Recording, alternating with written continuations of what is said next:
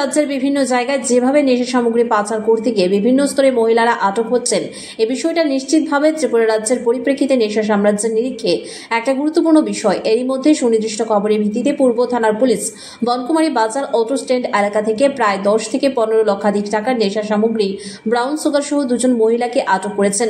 পশ্চিম ত্রিপুরা জেলার police super doctor কিরণ কুমার কে দাবি করেছেন, ধৃত দুই মহিলা হলেন বিশালগড়ের রাজনা বেগম এবং মধুপুরের কোলশ্যাম বেগম।